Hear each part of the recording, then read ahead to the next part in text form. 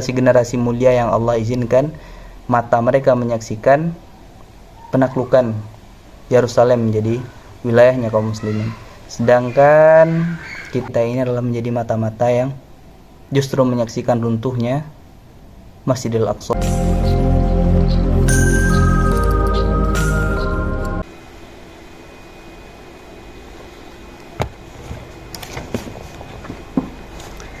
Bismillahirrahmanirrahim. Assalamualaikum warahmatullahi wabarakatuh. Alhamdulillah, salatu wassalamu ala rasulillah wa ala alihi wa sahbihi wa man tabi'ahum bi ihsan ila yaumil qiyamah. Mirsa setia channel HRKU, saudara-saudaraku sekalian, Bapak Ibu yang dirahmati Allah Subhanahu wa taala. Alhamdulillah, kembali terlebih dahulu tentunya kita memuji Allah Subhanahu wa taala atas nikmat, karunia dan juga hal-hal baik yang masih Allah anugerahkan kepada kita tentunya sebagai nikmat yang kita rasakan dalam kehidupan yang kita jalani. Seterusnya salawat dan salam tentunya juga kita hadiahkan, selalu kita sampaikan kepada Rasul kita, Rasulullah SAW, seorang Rasul, seorang Nabi yang Allah utus kepada kita semua sebagai pemberi kabar gembira, basira wa nazira, sebagai pembawa berita baik dan juga sebagai pemberi peringatan kepada seluruh umat manusia. Maka kita sebagai umat manusia sudah sepantasnya bersalawat kepada Nabi kita, Nabi Muhammad SAW, dengan memperbanyak salawat. Allahumma shalli ala Muhammad wa ala ali Muhammad.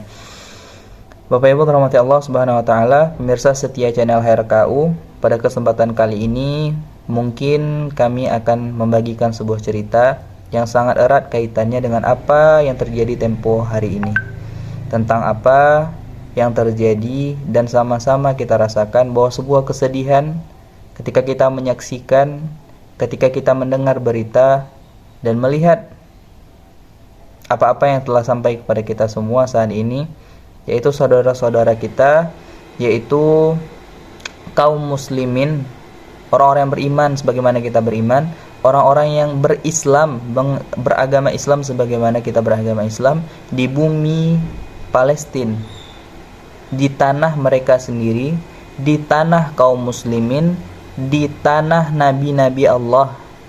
Karena memang tanah Palestina, bumi Palestina, Yerusalem itu adalah buminya nabi-nabi Allah, nabi-nabi Allah yang Allah utuskan bahkan sebelum Rasulullah SAW. Maka mereka dibunuh di tanah mereka sendiri, mereka dibantai. Zionis Israel laknatullah alaihim, semoga Allah melaknat mereka semua, itu tak lagi melihat apakah yang mereka bunuh itu perempuan, apakah yang mereka bunuh itu anak-anak, apakah yang mereka bunuh itu adalah orang tua. Seluruhnya mereka genosida, seluruhnya mereka bantai, seluruhnya mereka bombardir. Dan mereka adalah saudara-saudara kita yang terluka, yang saat ini menelan korban jiwa tersebut adalah saudara-saudara kita, sama kaum muslimin, sesama kaum mukmin, orang-orang yang beriman kepada Allah Subhanahu wa taala. Dan ini semua tentunya harus menjadi hal yang kita perhatikan Bapak Ibu dan pemirsa setia channel HRKU.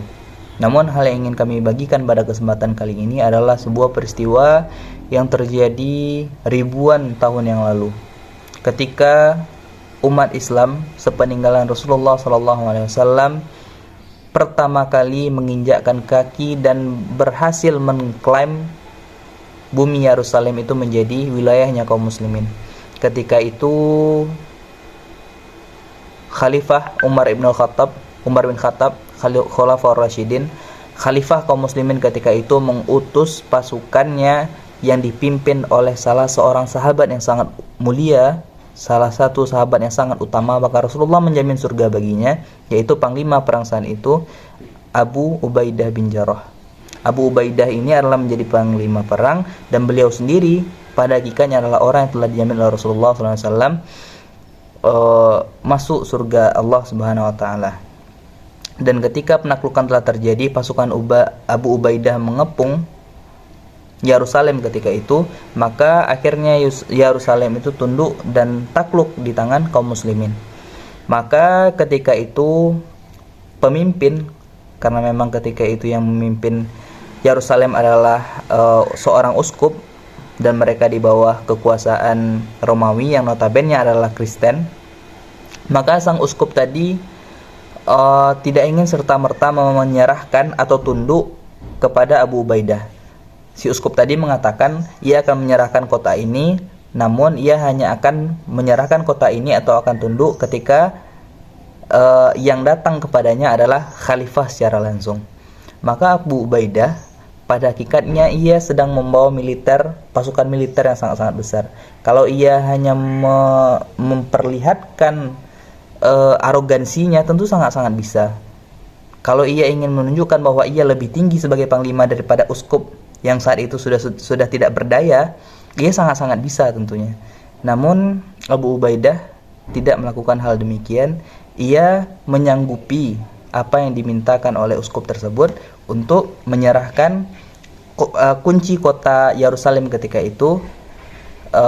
Uskup tersebut yang menyerahkan langsung kepada Khalifah Umar bin Khattab. Maka ketika itu Abu Ubaidah mengirimkan orang untuk memanggil Khalifah ke Madinah tentunya. Dan saat Umar bin Khattab mendapatkan berita bahwa penaklukan telah berhasil dilakukan dan ia yang diminta langsung, maka Umar bin Khattab berangkat ke Yerusalem ketika itu dengan kudanya yang ketika diberikan kuda kepada Umar itu kuda yang tangguh, yang besar, yang gagah, ia menolak itu semua dan ia tetap menggunakan dengan kesederhanaan yang ia tampilkan.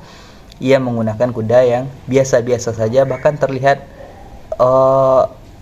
tidak semenarik kuda-kuda perang atau kuda-kuda para raja-raja yang biasanya ditunggangi oleh para raja-raja.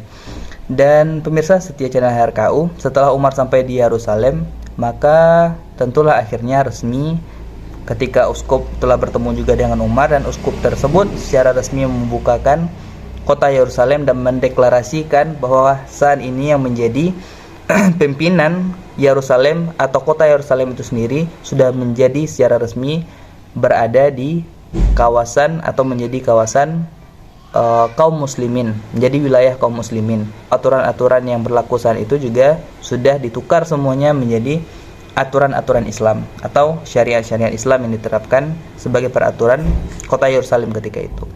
Dan momen menarik lagi Bapak Ibu berahmati Allah, pemirsa setia channel RKU, saudara-saudaraku sekalian, adalah tatkala Umar ditawarkan oleh uskup. Ketika uskup tadi mengajak Umar untuk berkeliling kota Yerusalem, maka ketika sampai di gereja utama saat itu di kota Yerusalem, maka si uskup tadi menawarkan kepada Umar untuk melakukan sholat di gereja tersebut. Lalu apa yang dilakukan oleh Umar? Umar justru menunjukkan wajah Islam yang sebenarnya. Umar menunjukkan bagaimana rahmah atau kasih sayang dari seorang muslim yang sejati. Apa yang diajarkan dunia oleh Rasulullah. Umar tidak ingin sholat di gereja yang telah mereka tawarkan bahkan Umar untuk sholat di sana. Dan Umar justru sholat di samping gereja tersebut. Dan kemudian Umar mengatakan kepada uskup tersebut, tidak, biarlah ia sholat di samping gereja saja. Aku tidak ingin apa yang aku lakukan hari ini itu menjadi alasan bagi orang-orang setelahku untuk merampas, merampok, dan mengambil semena-mena gereja-gereja atau tempat-tempat ibadah yang kalian dirikan. Maka Umar tidak sholat hari itu di gereja tersebut, karena Umar tidak mau nantinya generasi-generasi setelah Umar, generasi-generasi kita itu kemudian dengan gampangnya mempersekusi tempat ibadah orang lain dengan alasan, oh ini adalah syirik, ini adalah tempat peribadatan kafir yang tidak menyembah Allah. Tidak demikian. Umar menyontohkan hal yang sangat luar biasa. Umar justru sholat di sebelah gereja tersebut yang belum ada bangunan apa-apa ketika itu. Dan disitulah nantinya beberapa ratus tahun kemudian atau beberapa puluh tahun kemudian, ketika di Bani Umayyah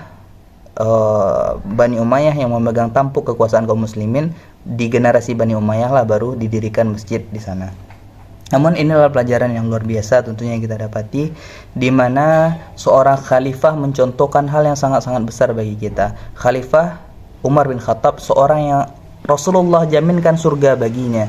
Dan kemudian penaklukan yang ia lakukan itu dipimpin oleh seorang panglima yang bernama Abu Ubaidah bin Jarrah, yang juga merupakan sahabat terbaik Rasulullah, yang juga merupakan sahabat yang Rasulullah jamin baginya surga bahkan ketika ia masih hidup. Belum meninggal ya, tapi Rasulullah sudah menjamin bahwa ia adalah di antara orang-orang yang akan menghuni surga Allah. Namun, dengan status yang dimiliki oleh Umar, dengan status yang dimiliki oleh Abu Ubaidah dan sahabat-sahabat lainnya yang ikut berperang ketika itu menaklukkan Yerusalem, para sahabat itu tidak berpikir, tidak picik pemikirannya dengan mengatakan, aduh kalau misalnya kita menaklukkan Yerusalem hari ini, tentulah kita khawatir kalau kiamat akan datang. Sebagaimana kita saksikan bahwa kaum muslimin saat ini, saking cintanya mungkin para orang umat Islam yang hidup pada generasi ini, mereka bahkan mengatakan tidak usah Palestina itu merdeka, tidak usah Palestina itu menyerang Israel. Karena apa? Kalau misalnya Palestina menang, dikhawatirkan nanti kiamat akan datang sebagaimana sabda Rasulullah. Andai ini yang didengar oleh Umar bin Khattab, andai inilah yang didengarkan oleh Abu Ubaidah bin Jarrah, andai ini kata-kata ini yang didengar oleh Salahuddin Al-Ayyubi, bayangkan betapa malunya, betapa hinanya kita di hadapan para sahabat Rasulullah yang bahkan mereka sendiri sudah dijamin surga bagi mereka, namun mereka masih berjuang di jalan Allah untuk memerdekakan Palestina ketika itu, memerdekakan Yerusalem untuk menjadi tanah kaum muslimin. Maka itulah kualitas para sahabat Rasulullah, itulah kualitas orang-orang yang Rasulullah jamin surga bagi mereka. Orang-orang yang Allah izinkan pedang-pedangnya itu menjadi pedang-pedang yang membebaskan Al-Quds, Yerusalem, kotanya para nabi, tanahnya para nabi Allah, tanahnya kaum muslimin. Maka itulah sahabat-sahabat, orang generasi-generasi mulia yang Allah izinkan mata mereka menyaksikan penaklukan Yerusalem menjadi wilayahnya kaum muslimin. Sedangkan kita mirsa setia channel Harkau adalah orang yang Allah tetapkan, generasi-generasi lemah yang Allah titipkan, yang Allah persaksikan, yang Allah takdirkan. Mata-mata kita ini adalah menjadi mata-mata yang justru menyaksikan runtuhnya Masjidil Aqsa.